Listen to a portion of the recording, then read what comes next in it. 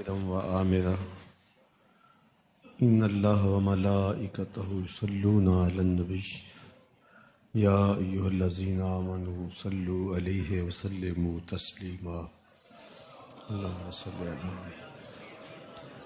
سيدنا ومولانا محمد معدن الجود والكرم صلاة وسلاما عليك یا سیدی یا رسول اللہ۔ تمام حمد و ثنا، تعریف و توصیف اللہ جل مجدہ الکریم کی ذات بابرکات کے لیے، جو خالق کائنات بھی ہے اور مالک شش جہات بھی۔ اللہ جل وعلا کی حمد و ثنا کے بعد رسول رحمت، شفیع معظم، نبی محتشم، حضور ختم المرتبت صلی اللہ علیہ وآلہ وسلم کے حضور ناز میں اپنی عقیدتوں، ارادتوں اور محبتوں کا خراج پیش کرنے کے بعد واجب الاحترام ذوی الاحتشام معزز و مکرم سامعین، خواتین و حضرات، السلام علیکم ورحمۃ اللہ وبرکاتہ۔ صفر المظفر کے مہینے میں بزرگوں کے آراس منعقد ہوتے ہیں، تو زیادہ تر خطبات کے اجتماع، خطبات کے عنوانات بھی بزرگوں کے حوالے سے، طریقت کے حوالے سے، تصوف کے حوالے سے، تصوف کے اثبات، تصوف کے فضل و شرف اور متعلقات کے حوالے سے موضوع سخن بنائے جاتے ہیں۔ بر صغیر پاک و ہند میں چونکہ صوفیاء کی وجہ سے اسلام پھیلا، پھولا اور پھلا، تو ہمارے ہاں خاص طور پہ اس چیز کا اہتمام ہوتا ہے۔ ویسے ہماری سرشت میں، ہماری فطرت میں اولیاء اللہ کی محبت رکھی گئی ہے، تو ہمارے ہاں بھی سفر کے مہینے میں ایسے ہی عنوانات موضوع سخن بنائے جاتے ہیں، لیکن ہمارا خیال بزرگوں کی تعلیمات اور تصوف کا جو عملی خاکہ ہے، جو منشور ہے اور جو ہمارے لیے قابل عمل طریقہ کار ہے، اس کو بیان کرنے پر مشتمل ہوتا ہے۔ تو آج کی اس اجتماع جمعہ کی نشست میں حضرت سہل بن عبداللہ تستری رحمۃ اللہ تعالی علیہ کا ایک فرمودہ، جس میں انہوں نے تصوف کے اصول بیان کیے ہیں، آپ کے سامنے رکھنا چاہوں گا۔ فرمایا کہ اصولنا سبعۃ اشیاء، ہمارے اصول 7 چیزیں ہیں۔ تصوف کی جو عمارت ہے وہ ان 7 ستونوں پہ کھڑی ہے،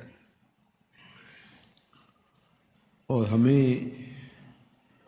یہ 7 وصف اپنے اندر پیدا کرنے چاہیے تاکہ صفا کا نور ہمیں نصیب ہو۔ میں نے پچھلے جمعۃ المبارک کے موقع پہ کہا تھا، آپ کو یاد ہوگا، کہ نبوت وہبی ہے، کسی کی محنت سے کسی کو حاصل نہیں ہوتی، اور اس کا دروازہ بھی بند ہو چکا ہے، لیکن ولایت کسبی ہے، دروازہ بھی بند نہیں ہوا، اور محنت کرنے سے اللہ نصیب بھی فرما دیتا ہے۔ اس لیے ہمیں اپنے آپ کو اس کام پر لگا دینا چاہیے کہ ہمیں اللہ اپنے قرب سے نوازے۔ ایک ڈاکٹر بننے کے لیے 6-8 سال ایک طالب علم وقف کر دیتا ہے، اور شادیاں خوشیاں بھی ان دنوں میں تقریباً چھوڑ دیتا ہے کہ میں ایک مقصد کے لیے یہ سب کچھ چھوڑ رہا ہوں اور میں اپنی منزل پہ پہنچ گیا تو ساری خوشیاں میری جھولی میں ہوں گی. تو اسی طرح مجھے اور آپ کو اپنی خواہشات نفسانیہ سے اپنے آپ کو بچا کے جو اصول اور ضوابط ہیں ان کے ذریعے سے اپنے اندر کی صفائی کا اہتمام کرنا چاہیے کہ اللہ ہمیں وہ مرتبہ عطا کر دے جسے ولایت کہتے ہیں، اور ہم صحیح معنوں میں سچے صوفی بن جائیں، ہمارے اندر صفا کا نور آ جائے تاکہ زندگی کا حسن اور زندگی کا حقیقی جمال نصیب ہو. تو لیجئے، حضرت سہل بن عبداللہ تستری نے پورا نصاب دے دیے. فرمایا 7 چیزیں ہیں جو تصوف کے اصول ہیں. ان میں سے پہلی چیز التمسک بکتاب اللہ تعالی، اللہ تعالی جل شانہ کی پاکیزہ کتاب قرآن مجید کے ساتھ تمسک اختیار کرنا، اس کتاب کو مضبوطی سے پکڑ لینا، اس کے بتائے ہوئے طریقہ زندگی کے مطابق اپنی زندگی بسر کرنا. اور اگر ہم قرآن مجید کے بتائے ہوئے طریقہ حیات کے مطابق اپنی زندگی بسر کریں گے تو ہماری اپنی زندگی سوکھی گزرے گی. یہ مائک جس کمپنی نے بنایا ہے، جب ہم مارکیٹ سے خرید کے لائے تھے تو اس کے ساتھ ایک چھوٹی سی بک بھی آئی تھی جس میں یہ بتایا گیا تھا کہ اس کو ہم نے استعمال کیسے کرنا ہے، خرابی کی صورت میں اس کی اصلاح کیسے ہوگی، اور اگر اس کے مطابق ہم اس کو استعمال کریں، جتنے وولٹیج بجلی کے اس کو پہنچنے چاہیے یا اس کے اندر بیٹری سسٹم ہے تو جس طرح کی بیٹری اس کے اندر آنی چاہیے تو وہ ڈالیں گے تو دیر تک اس کے فوائد اور ثمرات حاصل کرتے رہیں گے. لیکن اگر ہم اس کتاب کو جو اس کے ساتھ ہمیں ملی تھی، جس کمپنی نے اسے بنایا ہے، تو اس کا طریقہ استعمال ساتھ بتایا ہے، اس کتاب کو پھاڑ کے پھینک دیں گے یا اس کو لپیٹ کے کہیں اونچی جگہ پہ رکھ دیں گے اور اس کو اپنی مرضی سے چلانا چاہیں گے تو پھر اپنی مرضی سے ہم اس سے فائدہ حاصل نہیں کر پائیں گے. تھوڑا وقت فائدہ حاصل ہوگا لیکن نتیجہ کچھ بھی نہیں ہوگا. تو جو کمپنی کوئی چیز تیار کرتی ہے تو اس کا طریقہ استعمال بھی ساتھ چھوٹی سی بک کی صورت کے اندر آپ کو دیتی ہے. تو جس مالک نے حضرت انسان کو بنایا ہے اس نے ساتھ کتاب اللہ کو بھی بھیجا ہے. اس کو پڑھتے جاؤ اور اپنی زندگی کو سنوارتے جاؤ. اس کے مطابق زندگی گزاریں گے تو زندگی سوکھی ہوگی، اور اگر زندگی اپنی خواہش پہ گزاریں گے اور غلاف میں لپیٹ کے قرآن مجید کو اوپر رکھ دیں گے اور وہاں سے دیکھ کر کے اس کو آپریٹ نہیں کریں گے اس جسم کو، تو پھر نتیجہ وہی ہوگا جو عمومی طور پہ متوقع ہے. تو اس لیے التمسک بکتاب اللہ، اللہ کے بتائے ہوئے طریقہ حیات کے مطابق زندگی گزارنا ہو تو قرآن مجید کے بغیر ایک قدم بھی نہیں چلا جا سکتا. گر تو می خواہی مسلمان زیستن، نیست ممکن جز با قرآن زیستن. اگر تو قرآن مجید کے بغیر اگر تو مسلمان بن کے جینا چاہتا ہے تو قرآن مجید کے بغیر ایک قدم بھی نہیں چل سکتا. تو اس کتاب کے ساتھ تمسک اختیار کرنے کی تلقین کی. اللہ کے محبوب نے ارشاد فرمایا کہ میں تمہارے اندر 2 بھاری چیزیں چھوڑ کے جا رہا ہوں، ان کو مضبوطی سے تھام لو گے تو کبھی گمراہ نہیں ہوگے. اولہما کتاب اللہ، ان میں سے پہلی چیز اللہ کی کتاب ہے. فیہ الہدی والنور فخذوا بکتاب اللہ واستمسکوا بہ، اس میں ہدایت ہے، روشنی ہے، اس کو مضبوطی سے پکڑ لو، اچھی طرح سے تھام لو، تم گمراہ نہیں ہوگے. تو پہلی چیز حضرت سہل بن عبداللہ تستری فرماتے ہیں التمسک بکتاب اللہ، اللہ کی کتاب سے مضبوطی سے جڑ جانا. دوسری بات الاقتداء بسنت رسول اللہ صلی اللہ علیہ وسلم. یہ تصوف کے بنیادی اصول ہیں. ایک تصوف آپ نے وہ سنا دیکھا ہوگا جس میں بھنگ کے نشے کے اندر راگ الاپے جاتے ہیں. یہ میں اس تصوف کی بات کر رہا ہوں جو رسول اللہ کے دین کی وراثت ہے. دوسری بات، والاقتداء بسنت رسول اللہ صلی اللہ علیہ وآلہ وسلم، حضور کی سنت کی اقتداء. خدا تک پہنچنے کے لیے راستہ ہی وہ ہے جو میرے حضور نے اختیار کیا. خلاف پیمبر کسے را گزید، ہرگز نخواہد بمنزل رسید. حضور کے راستے سے ہٹ کر اگر کوئی راہ اختیار کرے کبھی بھی منزل اسے نصیب نہیں ہو سکتی. بلکہ سادی بولے مپندار سادی کے راہ صفا، تواں رفت جز بر پے مصطفیٰ. سادی سوچنا بھی نہ کہ تو اس راستے سے ہٹ کے چلے جو حضور کا دیا ہوا ہے اور منزل کو پہنچ جائے، کبھی ہو ہی نہیں سکتا. تو خدا تک پہنچنے کا راستہ حضور کی سنت ہے. قرآن مجید سے تمسک اختیار کریں اور حضور علیہ السلام کی سنت کا اتباع کریں، خدا تک پہنچنے کا راستہ آپ کو نصیب ہوگا.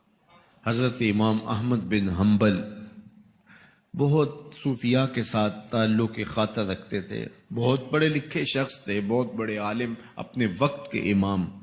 ہزاروں شاگردوں کا جھمگٹا رہتا تھا آپ کی طرف. آپ کے اطراف میں لوگ آپ سے سیکھنے کے لیے جمع ہوتے، لیکن آپ حضرت بشر حافی کے پیچھے بھاگتے. تو کسی نے ایک دن کہا شاگرد نے، حضرت عجیب تماشا ہے، ہم آپ سے سیکھنے آتے ہیں، آپ اس شخص سے کیا ڈھونڈتے ہیں؟ تو حضرت امام احمد بن حنبل نے جو جواب دیا وہ سننے کے قابل ہے.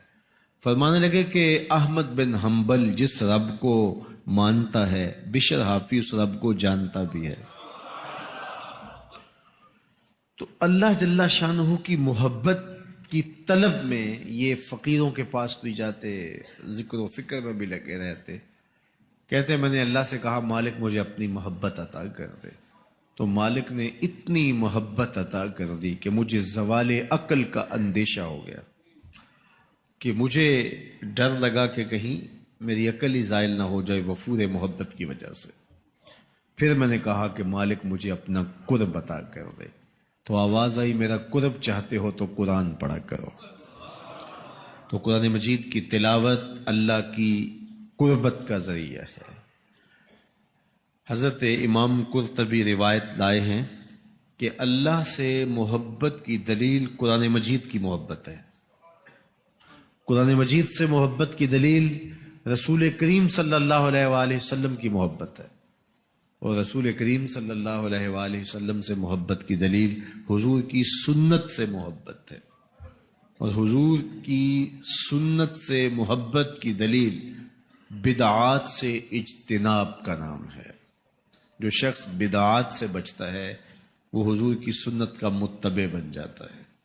جو متبع سنت بن جاتا ہے اس کو حضور کی محبت نصیب ہو جاتی ہے، اور جب حضور کا پیار نصیب ہو جاتا ہے تو پھر قرآن کی چوکھٹ نصیب ہو جاتی، اور قرآن مجید کی جب دولت نصیب ہوتی ہے تو اللہ کی قربت حاصل ہوتی ہے. تو خدا تک پہنچنے کا یہ راستہ ہے. کتاب اللہ کے ساتھ تمسک اختیار کیا جائے، مضبوطی سے اس کتاب کو تھام لیا جائے، اس کے حلال و حرام کو حلال و حرام مانا جائے، جانا جائے، اور حضور کے بتائے ہوئے طریقے کے مطابق زندگی گزاری جائے. اللہ اکبر. حضور کا طریقہ حیات کیا تھا اس کے مطابق اپنی زندگی بسر کی جائے. لوگوں نے تو اپنی ساری زندگیاں ان کے نام پہ لگا دی. صحابہ کی زندگیاں دیکھیں. ایک تو ہے کہ حضور کسی بات کا حکم ارشاد کریں، لیکن صحابہ کی زندگیاں دیکھیں، انہوں نے حکم کا انتظار بھی نہیں کیا، حضور کی منشا دیکھی کہ محبوب کی منشا کیا ہے. مدینے کی گلی سے میرے حضور کا گزر ہوا، ایک ایسا مکان بن رہا تھا جس طرز کے مکان کو حضور پسند نہیں کرتے. تو پوچھا یہ کس کا مکان ہے؟ کہا فلاں انصاری کا. حضور گزر گئے، کسی نے اس کو جا کے بتایا حضور تیری گلی سے گزرے تھے، تیرے مکان کو دیکھا، شاید حضور کو پسند نہیں آیا. چہرہ بتا رہا تھا حضور کا کہ تیرا مکان اچھا نہیں لگا. انہوں نے کدال لیا اور مکان زمین کے برابر کر دیا. چند دن کے بعد حضور کا پھر گزر ہوا تو دیکھا کہ مٹی کا ڈھیر پڑا ہوا ہے، ملبہ پڑا ہوا ہے. کہا اس شخص کو بلاؤ. بلایا گیا. کہا میں گزرا تھا تیرا مکان بن رہا تھا, اب مٹی کا ڈھیر پڑا ہے. حضور میں نے گرا دیا. فرمایا کیوں؟ عرض کی سنا تھا آپ کو پسند نہیں, سنا تھا آپ کو پسند نہیں. میں اور آپ اپنے اندر اترے اور دیکھیں ہمارا کیا کیا حضور کو پسند ہے. محمد دی زیارت محمد دے رنگ وچ اے ٹھگ بازیاں جانے پیارا محمد صلی اللہ علیہ وسلم. جب ان کے ہوئے تو پھر اپنی خواہش رہی کہاں؟ اپنی رضا کو محبوب کی رضا میں فنا کر دینے کا نام ہی تو محبت ہے. تیرے ہندیاں سندیاں محبوبہ میں کافر ہواں جے میں ہواں, اپنی نفی کرنے کا نام ہی تو محبت ہے. لیکن میں اپنی خواہشات کا پتلا ہوں اور عاشق رسول بھی ہوں. کیسی عجیب کہانی ہے. میں اپنی آرزوؤں کا بندہ بھی ہوں اور عاشق رسول ہوں. کیسی عجیب کہانی ہے. جب ان کے ہو گئے پھر اپنا کچھ نہ رہا. محبوب کی رضا میں اپنے آپ کو گم کرنے کا نام محبت ہے.